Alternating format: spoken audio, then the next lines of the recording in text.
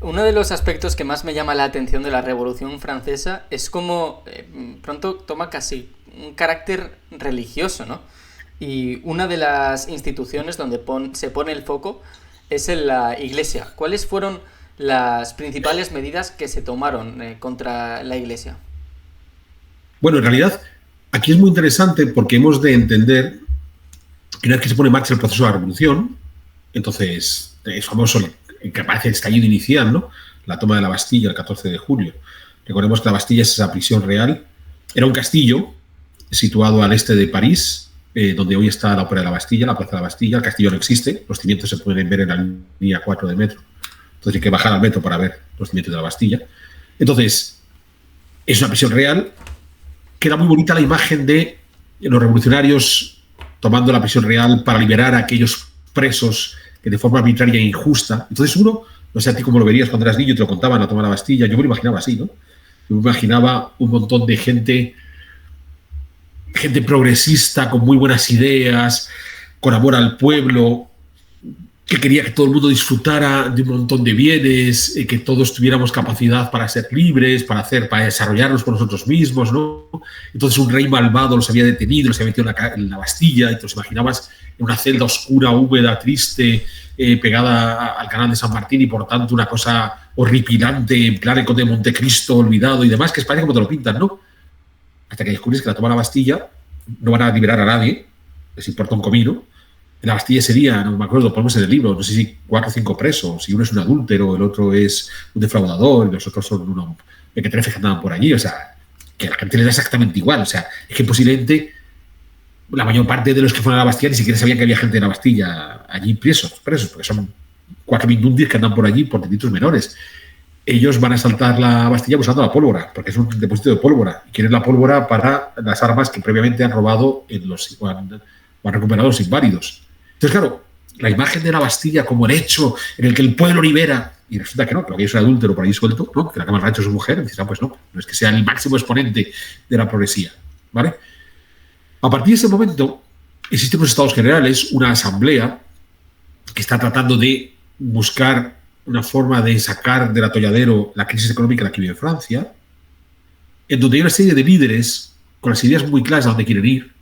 Yo quiero un Estado nuevo, hipercentralizado, esa división de poderes de Montesquieu, olvídate, y donde si yo puedo ser el líder, mucho mejor, ¿vale? Y entonces hay un montón de aprendices de Napoleón, solo que un único Napoleón, que se incorporó después. No está en los primeros capítulos, es un personaje que va a llegar a la mitad de la serie, ¿vale? Pero lo que tenemos en ese momento es una asamblea donde hay un montón de gente con mucha ambición.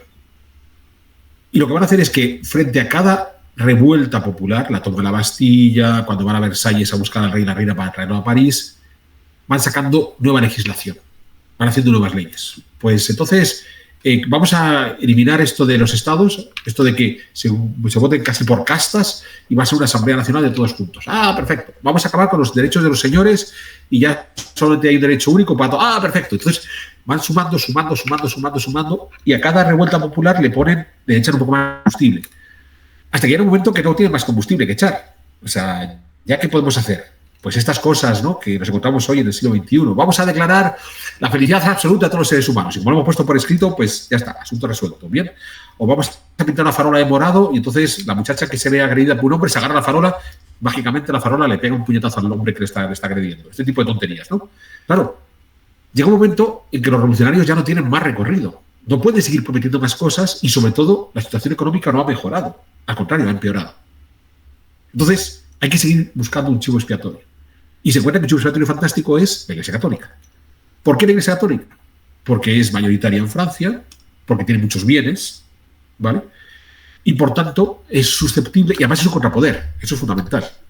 Y recordemos que en ese sentido hay una parte de la Iglesia Católica, nos puede caer mejor o peor, que son los jesuitas, que encima los muy jodidos van a decir que tienen obediencia directa al jefe de un Estado u otro, que es el del Vaticano, ¿no? Entonces, queremos eliminar ese contrapoder. Si queremos crear un Estado centralizado, donde yo tenga todo ese poder, tengo que eliminar el principal contrapoder que existe, que es la Iglesia. Y además, la Iglesia tiene cierto control sobre las mentalidades. La Iglesia es la que marca los ritmos de la vida, ¿vale? Es quien te dice, te incorporas a la sociedad con el bautizo, has madurado mediante la comunión, estás apto para la familia mediante el matrimonio, reconocemos que mueres dignamente y tus herederos pueden heredar mediante la extremaunción, o sea, regulan todo. Entonces, claro, estos revolucionarios que quieren controlar el poder dicen, joder, ya quisiera ser yo la Iglesia Católica, ¿vale? Pero no la voy a eliminar porque sean unos tipos irracionales, antiprogresos, no la voy a eliminar, uno, porque es un contrapoder espectacular y tocan mucho las narices. Dos, de una cantidad importante de bienes que yo puedo asumir para mí mismo mediante procesos desamortizadores. Y tres, ejercen un control sobre el comportamiento de la gente importante, que es el que yo quiero ejercer y lo quiero eliminar. Entonces, a partir de ahí, ponen manos a la obra y tratan de desmontar ese peso de la Iglesia Católica. Claro, ese tipo de cosas que no deja de ser un poco disparatado. Porque, bueno, si yo elimino el calendario tradicional y pongo un calendario nuevo, y recordemos que la Revolución Francesa creó su propio calendario, reorganizó por completo el año, nuevo tipo de semanas, nuevo tipo de meses y demás, claro, aquello no les funcionó. O sea, nadie se acordaba de, oye, ¿cuál era Termidor y cuál era Brumidor y cuál era, no me acuerdo, era Brumar y cuál era, no me acuerdo de ninguno de ellos. No me sé cuál es agosto y cuál es noviembre y ya está, no chingues más, ¿vale?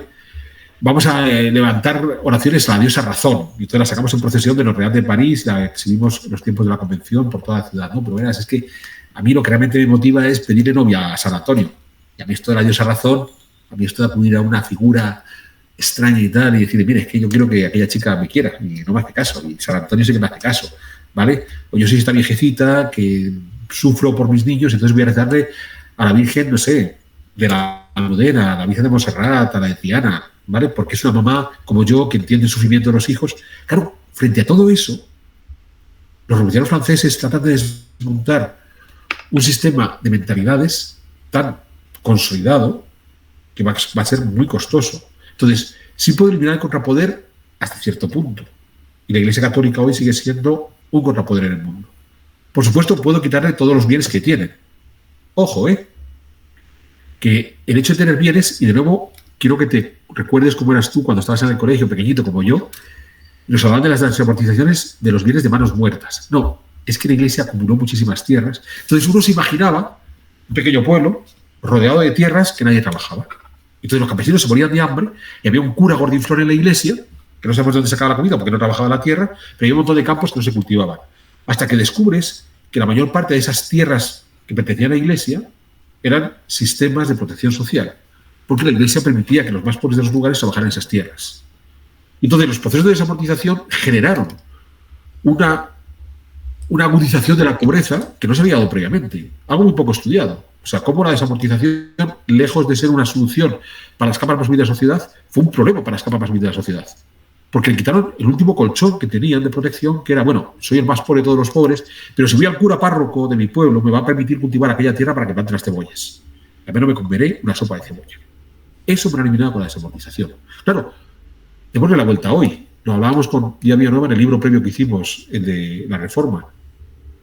La principal institución de caridad que hay en este mundo, en el planeta Tierra, se llama Cáritas. Es una institución católica. Entonces, los revolucionarios franceses y las revoluciones franceses decidieron, los otros estados que tenían iglesias católicas potentes, desamortizar los bienes de la Iglesia Católica. Y 150 años después, tenemos a Cáritas para que los pobres más pobres, los humildes más humildes tengan un lugar al que puedan ir a buscar la protección. O sea, 150 años después, hemos llegado a la conclusión de decir, oye, pues al final resulta que había una labor social por parte de la Iglesia que se nos escapó ahí, que no nos dimos cuenta. Porque, ojo, Cáritas existe en España y Cáritas apoya a gente que vive en España. ¿Vale? ¿Cómo es posible que un estado del bienestar como el español no tenga instituciones políticas que sean capaces de llegar a aquellas personas que se llega a Cáritas? ¿No estamos en estado de bienestar perfecto? ¿Por qué el más humilde de los humildes, el ultimísimo recurso, es una asociación caritativa católica? Bueno, pues ese empeño por desmontar la Iglesia Católica fue más combustible que fueron echando los revolucionarios. No les funcionó, porque cuando ya llega Napoleón, Napoleón vuelve a congraciarse con la Iglesia Católica. La Iglesia Católica sigue existiendo en la actualidad, con sus muchísimos defectos, con sus muchísimos pecados, ¿vale? Ahora en Francia sabemos que el Abbé Pierre, el de Maús, tenemos un serio problema. Ahora que el hombre se murió hace unos años, pues le están acusando de que abusó y demás, a pesar de que Maús es una asociación caritativa en Francia de una importancia notabilísima. Pues bueno, resulta que el creador era un ser humano que tenía defectos, y en algunos casos bastante gordos, posiblemente como podemos tener tú y yo. Pero eso no quita que, en paralelo, hay una actividad de Moïse notable en ese aspecto de calidad. Pero es que estamos grabando este programa a finales de julio de 2024, acabamos de ver el comienzo de los Juegos Olímpicos en París, y entonces lo único revolucionario que se ha atrevido a hacer los Juegos Olímpicos ha sido hacer una pantomima de la última cena de Jesús.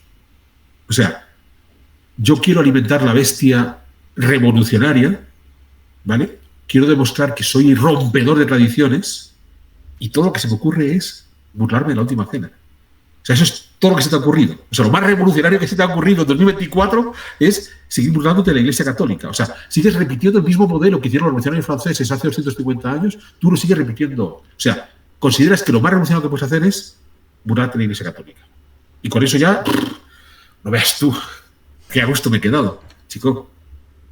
Dentro de 200 años seguirá existiendo la Iglesia Católica, habrá otro cretino que se vuelva a burlar de la Iglesia Católica, y la capacidad real para transformar el mundo no pasa porque te burles de la Iglesia Católica, de la misma manera que con la desestructuración de la Iglesia Católica durante la Revolución Francesa, no lograste, eliminaste contrapoder hasta cierto punto. Eliminaste esas redes de ayuda social de forma notable y la jodiste bien. Y quisiste entrar en mentalidades y no lo lograste, porque seguimos celebrando la Semana Santa y la Navidad, así que no lo conseguiste.